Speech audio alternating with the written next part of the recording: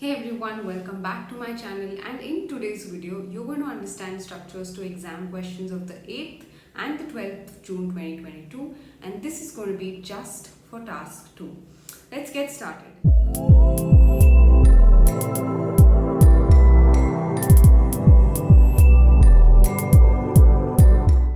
The first question goes like this. Gender equality has been given importance over the last few years. However, some feel that even more importance has to be given to this topic.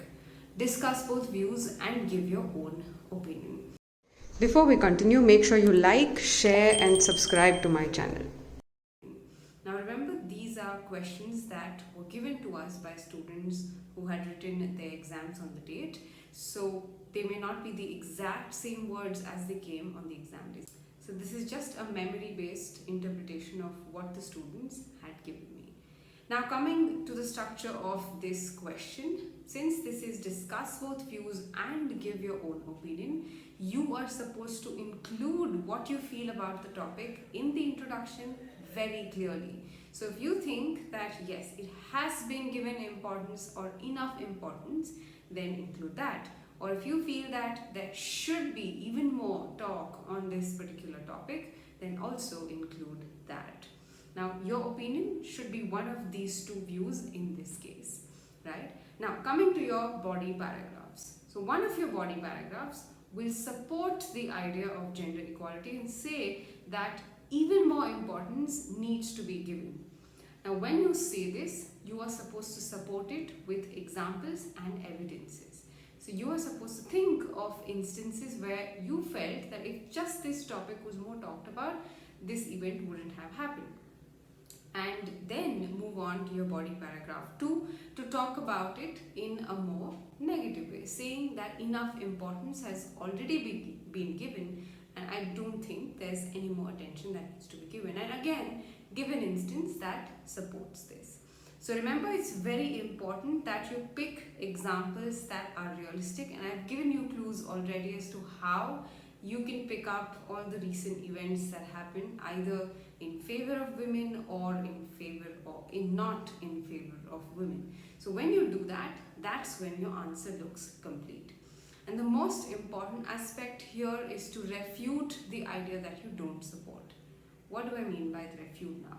So let's say you support gender equality and you feel that even more importance needs to be given, and you will say that even though there has been a lot of talk, women have been given an unfair advantage sometimes, I feel that there's still a section of women that don't get what they deserve. That's what you will include in your conclusion or in the body paragraph that does not match with your own opinion.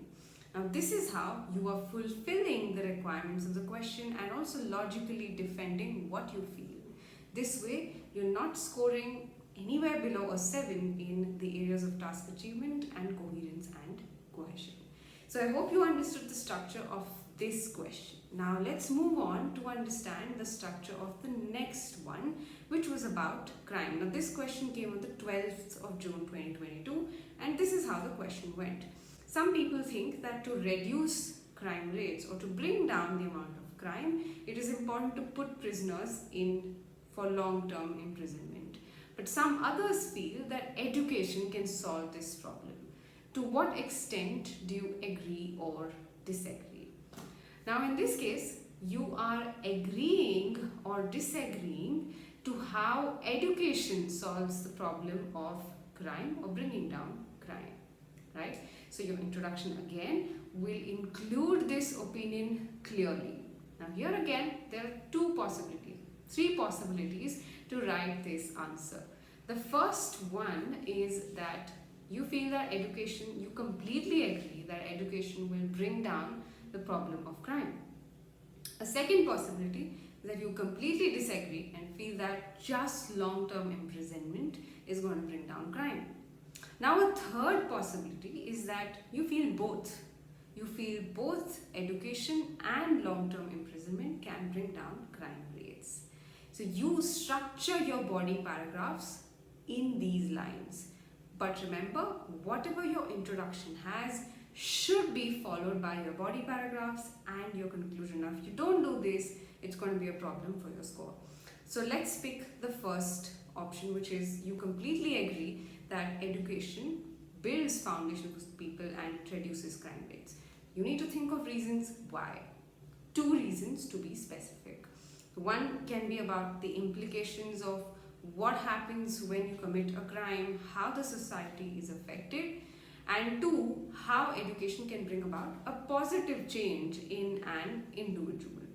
Let's pick an example subject. Let's say you pick civic science or social services.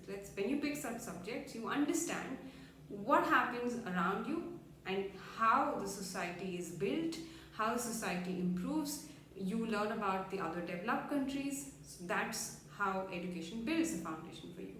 Now, when you learn about how crime kind of spoils the society, spoils the balance, then again you understand that this is wrong, and morally speaking, you're not supposed to do a few things. So that's how you support the idea of education. Let's say you completely refute the idea of education and say longer imprisonment sentences are the only solution here. Now then again, you include why. One reason is obvious, that when you put someone in prison, they realize their mistake, they realize what they're going through and kind of equate that to what they've done.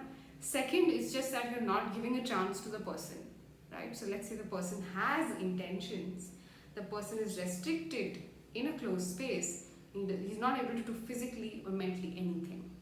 Okay, now the third possibility is supporting both education and long-term imprisonment, and that's easy to structure by now, right? So remember, your conclusion should also follow suit and tell the same thing. You can't change your stand, or you can't do anything else apart from just doing this, or you can't add your own solutions to the problem. That's not what the question is asking you to do, right? Okay, so I hope you understood the structuring of these 2 questions. Let me know what your structure will be and how you will go on writing this answer.